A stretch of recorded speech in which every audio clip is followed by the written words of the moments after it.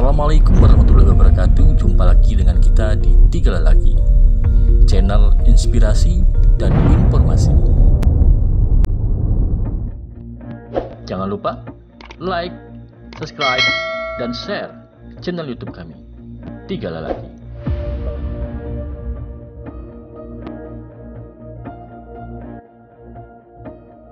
Menjadi orang yang sukses tentu saja tidak instan. Harus dimulai dari yang paling dasar hingga nanti sampai puncak yang tertinggi.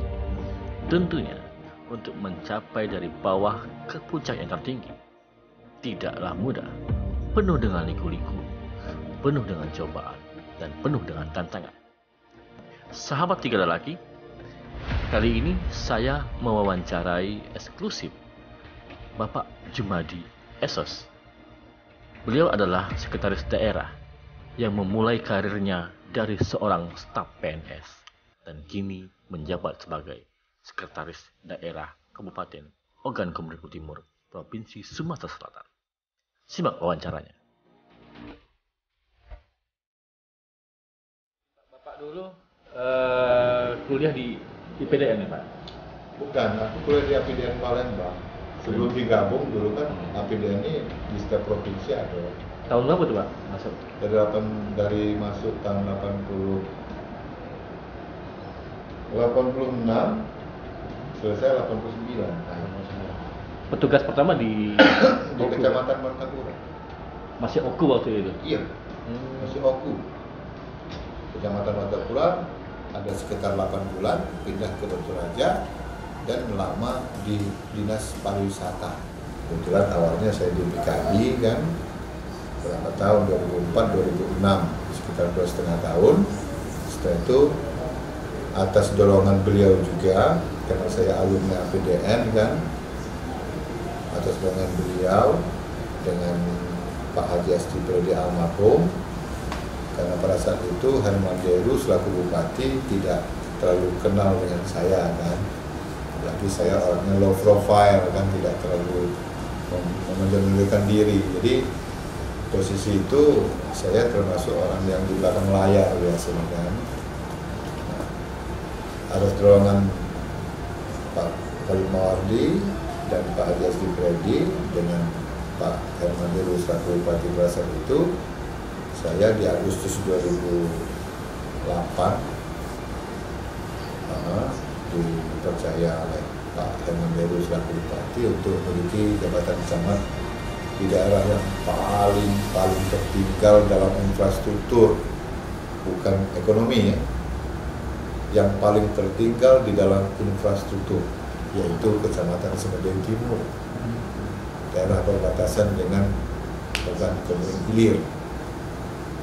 Mobil tidak bisa masuk ke wilayah itu di luar, karena motor jalan belum tembus, walaupun ada jalan transmigrasi lama tapi sudah rusak. Alhamdulillah saya dipercaya hanya 2 tahun di situ, dan alhamdulillah dalam 2 tahun itu didukung oleh Pak Bupati Herman Deru dan didukung oleh seluruh masyarakat serta pengusaha pengada. Daerah itu walaupun anggaran yang dikucurkan ke daerah itu tidak banyak, tetapi pembangunannya dalam 2 tahun itu infrastruktur hampir merata. Artinya yang awalnya akses kendaraan masuk di dalam itu tidak bisa, yang roda 4 pada saat 2 tahun saya di sana semuanya ke setiap desa, waktu itu 7 desa bisa dijangkau oleh kendaraan roda 4. Itu dorongan dari Pak Bupati dengan adanya anggaran infrastruktur jalan, jembatan, ditambah kebutuhan masyarakat, didukung juga oleh para pengusaha-pengusaha yang ada di sana, sehingga daerah itu bisa terbuka. Yang jelas, suka dukanya posisi awal gitu ya, ditunjuk di daerah yang betul-betul tertinggal dalam bidang infrastruktur. Kalau kata orang di sini daerah tawang ya kan. Tapi masyarakatnya sejahtera. Gua akui masyarakatnya sejahtera. Hanya infrastruktur yang tidak mendukung. Itu posisi awal. Terus berjalan, beliau masih wakil bupati, Pak Oleh Mawati, berjalan, komunikasi bagus, tapi saya hanya 2 tahun dipercaya jadi camat, langsung pindah di Sekda, di bagian tata pemerintahan. Kebetulan saya di Kabak Tata Pemerintahan itu dari tahun 2008 sampai dengan 2014,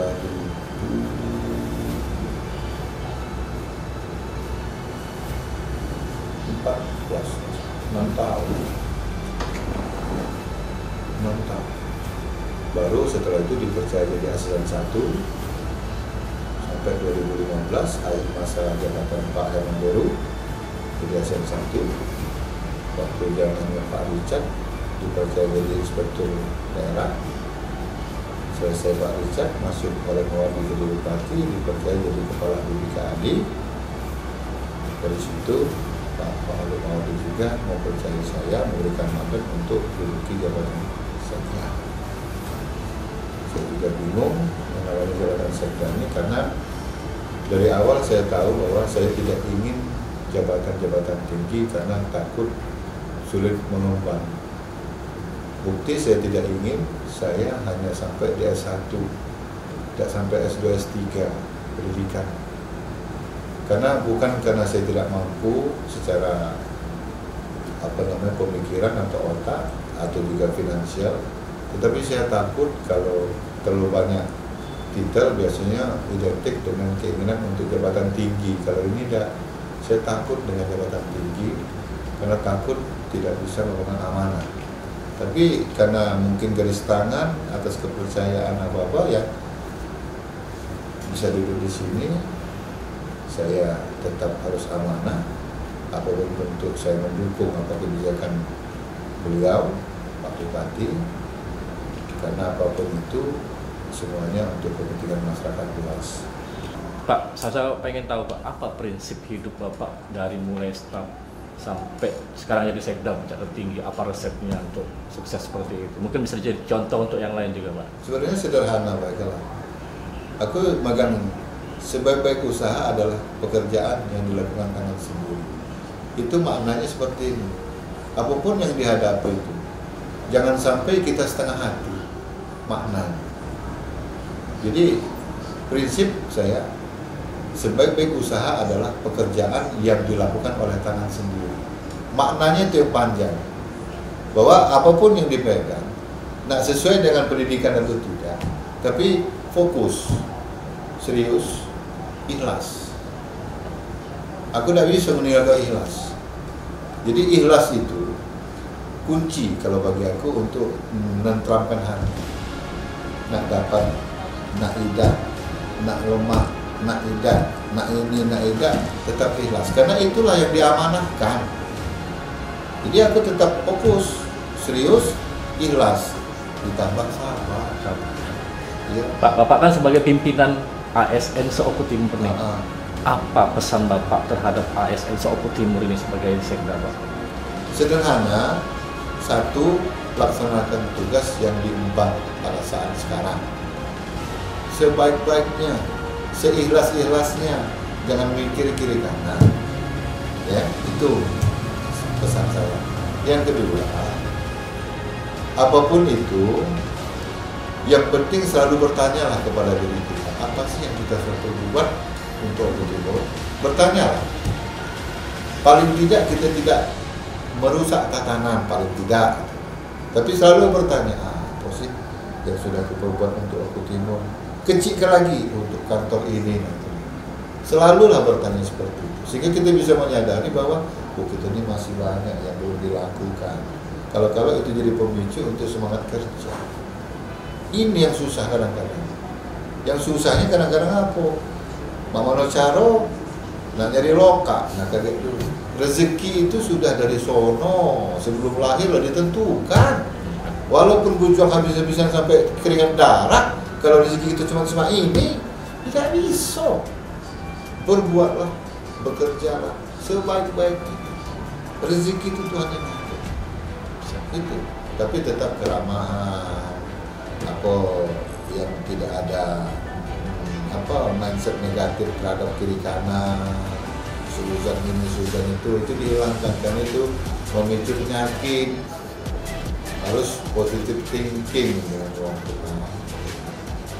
Tapi yang paling sulit kita ini kan kemudiannya Bang, bisa berlaku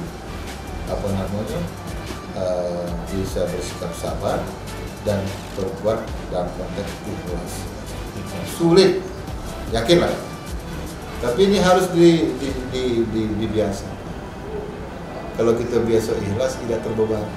Kalau kita biasa sabar biasanya teliti, tidak buru-buru. Aktivitas sekarang itu di Pegawai negeri di Okuindo, di Bapeda. ya. Anak dua, okay. nah, laki-laki semua, jauh dengan lapak. PNS juga tidak? Belum.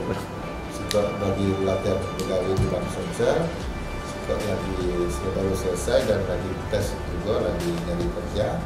Semuanya laki-laki yang jauh, anaknya putih, bapaknya hitam. Oke, Pak. Makasih banyak, Pak. Oke.